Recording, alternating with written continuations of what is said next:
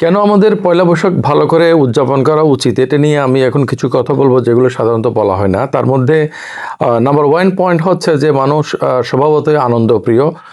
কোনো একটা উৎসব আয়োজনে মানুষকে প্রীত করে এবং তাকে আনন্দিত করে, এবং একটা স্বাভাবিক জীবনের জন্য এটা দরকার। দুই নম্বরে আমি যেটা বলবো যে আমাদের সমাজের গঠনগত কারণে এখানে উৎসব আয়োজনের প্রয়োজনটা বেশি। কথা কথা একজন যখন স্বাভাবিক জীবনযাপন করে, খেলাধুলা করে, একটা রিল্যাক্স লাইফ মেনটেন করে, তার জন্য খুব বেশি ট্যুর করা, খুব বেশি রকমের উৎসব আয়োজন করা, এগুলো তার জন্য না হলেও চলে, ততটা দরকার না। কিন্তু যারা এক ধরনের বদ্ধ জীবন যাপন করে, তাদের স্বাভাবিক যে জীবন চর্চাটা ব্যাহত হয়, তাদের জন্য উৎসব আয়োজনটা বেশি দরকার। এটা একটা উদাহরণ আমরা দিতে পারি যারা যে উকিলরা আমরা দেখি যে তারা ছুটি পেলে অনেক জায়গায় বেড়াতে যায়, এবং যারা কর্পোরেট চাকরি করে সবসময় ব্যস্ত থাকে, ওরা কিন্তু খুব বেশি রকমের ট্যুর ট্রাভেলগুলো করে, এবং এটা তাদের মানসিক স্বাস্থ্যের জন্য ভালো। আমাদের সমাজে যদি আমরা দেখি, আমাদের সমাজের মধ্যে পুরুষরা তো নানা কাজে এদিক ওদিকে ঘুরে বেড়ায়, কিন্তু আমাদের সমাজের নারীরা সাধারণত তারা অনেক বেশি রকমের, তারা একটা কি বলে যে একটা রেজিমেন্টেড লাইফ তারা মেনটেন করতে হয় আমাদের এখানকার, প্রধানত ধর্মীয় কারণে। এমনকি তারা এই যে মসজিদে পর্যন্ত যেতে পারে না, যেখানে তাদের একটা সোশ্যাল পার্টিসিপেশন থাকার কথা ছিল। আমাদের সমাজে শিশুদের কয়টা এলাকা আছে যেখানে শিশুদের জন্য পর্যাপ্ত মাঠ আছে, কয়টা ঘর আছে যেখানের মধ্যে শিশুদেরকে তাদের মানসিক স্বাস্থ্য বিকাশের জন্য আনন্দ, বিনোদন, এগুলোর ব্যবস্থা আছে। আমি চট্টগ্রামের লোক, চট্টগ্রামের বিষয়ে আমি বলতে পারি, এটা চট্টগ্রামের নিন্দা করছি না, কিন্তু বাচ্চাদেরকে এখানে এক ধরনের বিভৎস একটা বিকৃতির মধ্যে দিয়ে বড় করা হয়। তুমি এটা করবে না, তাহলে তোমাকে কে ফেলবে, তোমাকে মেরে ফেলবে, তো তোমাকে বুতে ধরবে, এরকম করে তাকে নানাভাবে তাকে ট্রমাটাইজ করা হয়। তো এই উৎসব আয়োজনের বিষয়গুলো আমাদেরকে সেখান থেকে একটা রিলিফ করার একটা সুযোগ দেয়। সেজন্য আমাদের সমাজের গঠনগত কারণেই এখানে আমাদের অনেক বেশি পরিমাণে উৎসব আয়োজন করতে হবে। এখানে আরেকটা বিষয় এখানে খুব জরুরি, সেটা হচ্ছে আমরা ইন্ডিয়ান সাবকন্টিনেন্টের মধ্যে আছি, এবং এখানে হিন্দু ধর্ম যতটা ধর্ম তার চেয়ে বেশি সংস্কৃতি, এবং এই সংস্কৃতিটা মূলত হচ্ছে একটা বিনোদন সংস্কৃতি, এবং এখানে প্রচুর পরিমাণে যৌনতার ব্যবহার আছে, সফট সেক্স আমরা যেটা বলি।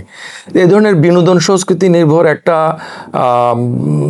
ধর্ম, সেইটার প্রভাবের মধ্যে যখন আমরা আছি, সেখানের মধ্যে আমাদের এখানে যদি সেই ভেন্টিলেশনের ব্যবস্থাগুলো না থাকে, উৎসব আয়োজনের ব্যবস্থাগুলো না থাকে, তাহলে আমরা যদি সরাসরি এগুলোকে সন্দেহজনক হিসেবে বিবেচনা করে এগুলোকে হারাম হিসেবে পরিত্যাজ্য করি, তখন মানুষজন স্বভাবতই তাদের আনন্দ প্রিয়তার জন্য, উৎসবের জন্য পানি যেমন নিচের দিকে যায়, তারা সেদিকে যাবে, যেটা আমরা দেখতে পাচ্ছি।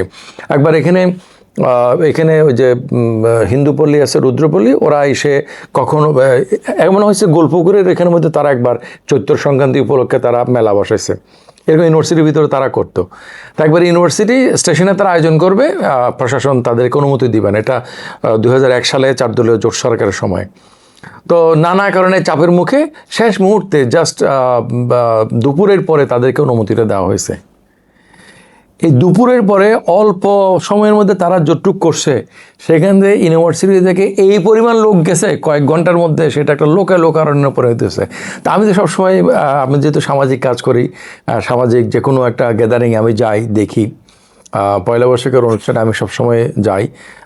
একবার আমি যেতে পারিনি, তখন আমি একটা ভিডিও করেছিলাম যে একজন পরাজিতের বিজয় ভাবনা লেখাটা সেদিন লিখেছিলাম। হ্যাঁ, আচ্ছা। তো ওখানে গিয়ে আমি দেখছি যে এমনকি যারা এই ইসলামিক, এই যে জামাত ইসলামী করে বা এরকম ফ্যামিলির বা আলেম পরিবারের লোকজন হিউজ পরিমাণে সেখানে গেছে, কারণ বাচ্চারা করতেছে, ওখানে বেলুন বিক্রি করতেছে, ওখানে মোয়া বিক্রি করতেছে, ওখানে নানা কিছু হচ্ছে যেটা নারীদেরকে, শিশুদেরকে টানতেছে, এবং সবাই সেখানে গেছে। সেজন্যে একটা নির্দোষ একটা বিষয়কে শুধু এটাকে খারাপ মনে করে বর্জন করার কোনো মানে হয় না। পয়লা বৈশাখ আমাদের ভালো করে কেন অর্জন করা উচিত, এটাকে আমাদের উদযাপন করা উচিত, সেইটার আরেকটা কারণ হলো, চতুর্থ পয়েন্ট আমরা বলবো, এটা অনেকে খেয়াল করে না। সেটা হচ্ছে যে আমরা যারা ইসলামের কথা বলি, ইসলাম চর্চাকারী প্র্যাকটিস মুসলিম, আমাদের জন্য জাতীয় দিবসগুলোতে যেমন শহীদ মিনারে গিয়ে পুষ্পস্তবক অর্পণ করা অথবা স্মৃতিসৌধে, এগুলো আমাদের জন্য রিলিজিয়াসলি অবজেকশনেবল, হ্যাঁ, এবং আমাদের মধ্যে কুণ্ঠাবোধ তৈরি করে, কেউ এটাকে সম্পূর্ণ খারাপ মনে করে, কেউ এটাকে অ্যাভয়েড করে, বা এটা অ্যাটলিস্ট এটা একটা বিতর্কযোগ্য বা মানে প্রশ্ন সাপেক্ষ একটা ব্যাপার। কিন্তু পয়লা বৈশাখ এই ধরনের কোনো বিষয় নেই।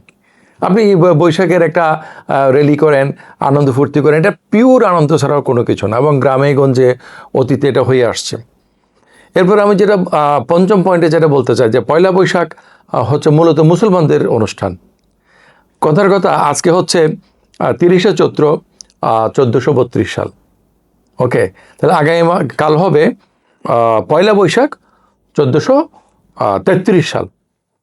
কিন্তু মজার ব্যাপার হলো, এই 1433 সাল এটা কাউন্ট করা শুরু হয়েছে 470 বছর আগে, অর্থাৎ 963 হিজরি সন। এইটা সম্রাট আকবরের সিংহাসনে আরোহণের বৎসর, এটাকে ধরে এটা গণনা শুরু হয়েছে।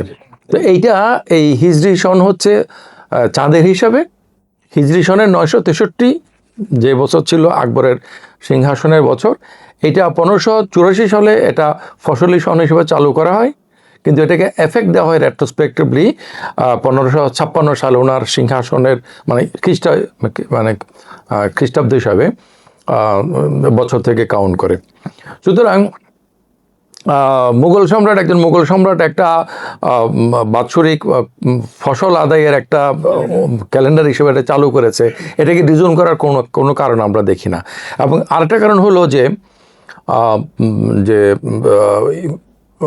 যারা সনাতনী মানে হিন্দু, তারা কিন্তু তাদের কাছে চৈত্র সংক্রান্তি মানে আজকের দিন মানে 30শে চৈত্র, এইটা তাদের কাছে ধর্মীয়ভাবে একটা গুরুত্বপূর্ণ উদযাপন।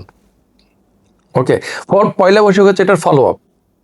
হ্যাঁ, আমি যেটা বলেছিলাম যে যখন রাসূলুল্লাহ সাল্লাল্লাহু আলাইহি ওয়াসাল্লাম মদিনাতে গেলেন, তখন উনি দেখলেন যে ইহুদিরা 10ই মুহররম তারা রোজা রাখে। না, এটা তাৎপর্যের কারণে নবী রাসূলদের। তখন রাসূল সাল্লাল্লাহু আলাইহি ওয়াসাল্লাম বলছেন যে এরা তো আমাদের ভাই, আমরা তাদের এদের চেয়েও আমরা তাদের ব্যাপারে বেশি হকদার।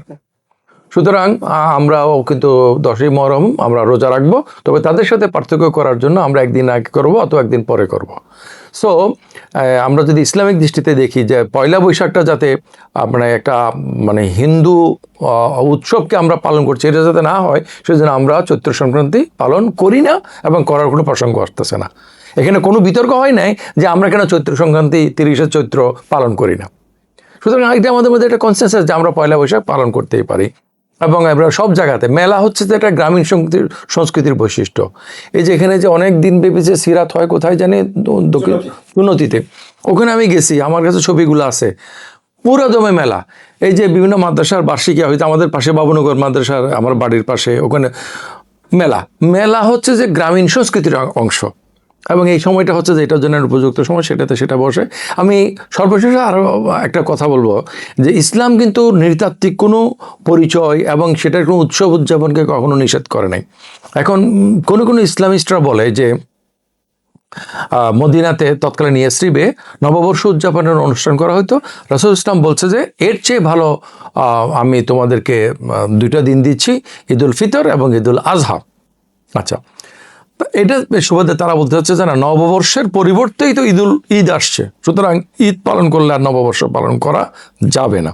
কিন্তু ব্যাপারটাকে আমরা তো তথ্যটা পাইছি যে এই ঘটনাটা, কিন্তু আমরা এটাকে এভাবে কি ব্যাখ্যা করতে পারি না, বুঝতে পারি না, বা এভাবে বুঝলে অসুবিধা কি?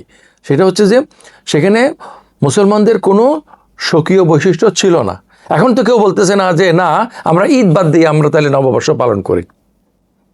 ওকে, এবং এই রাসূলুল্লাহ সাল্লাল্লাহু আলাইহি ওয়াসাল্লাম যে নৃতাত্ত্বিক যে পরিচয়, এটা কিন্তু করে যে উনি কুরাইশ গোত্রের, এরা আউস, এরা খাজরাজ, এদের নিজস্ব রসম আছে।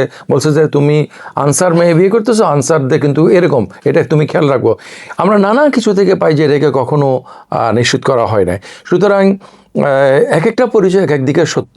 একটা অসম্ভব ভুল একটা প্রশ্ন এবং কন্ট্রোভার্সির কারণে এই জিনিসটা অনেক বেশি আসে যে আপনি কি আগে মুসলমান আগে বাঙালি, একটা ফলস ডাইকোটমি, ফলস বাইনারি। আমি ইমানের দিচ্ছি যে আমি মুসলমান, এটা একমাত্র, এটার শুধু প্রথম পরিচয়, এটাই একমাত্র পরিচয়। আর আমি নৃতাত্ত্বিকভাবে জন্মগতভাবে আমি এই এলাকার মানুষ, এটা আমার পরিচয়। আমরা যদি বাঙালির মধ্যে যদি দেখি, তাহলে আমরা হচ্ছে যে বাংলাদেশের পূর্ববঙ্গের, হ্যাঁ, আমি চট্টগ্রামের। তো আমি যখন চট্টগ্রামের, আমার এখানে তো আমি তো কথার কথা রাজশাহী লোকদের মতো হব না, এবং যিনি রাজশাহী তিনি তো চট্টগ্রামের লোকদের মতো হবেন না। তো এটার মধ্যে ভালো মন্দ কোনো কিছু না। আমাদের যে পরিচয়গুলো, এই পরিচয়গুলো ইসলামী কারণে সেই পরিচয় আমরা, আমাদের রাজনৈতিক পরিচয় আমরা বাংলাদেশি, আমার যদি বলি নৃতাত্ত্বিক পরিচয় আমি বাঙালি, এবং আমার ধর্মীয় পরিচয় আমি মুসলমান, ওকে, ভাষাগত পরিচয় আমি শিক্ষক, হ্যাঁ, পারিবারিক পরিচয় আমি মিতুল ম্যাডামের হাজব্যান্ড, এরকম আমার অনেক ধরনের পরিচয় আছে। এই পরিচয়গুলো কোনোটা চেয়ে না। সুতরাং আমি শেষ করবো এই কথাটা দিয়ে, আল্লাহ তাআলা কোরআন শরীফে বলেছেন যে যা হারাম তা আমি সুস্পষ্টভাবে বর্ণনা করেছি। সুতরাং যে জিনিসটা হারাম নয় এটাকে হারামের দিকে টেনে নেওয়ার কোনো মানে হয় না।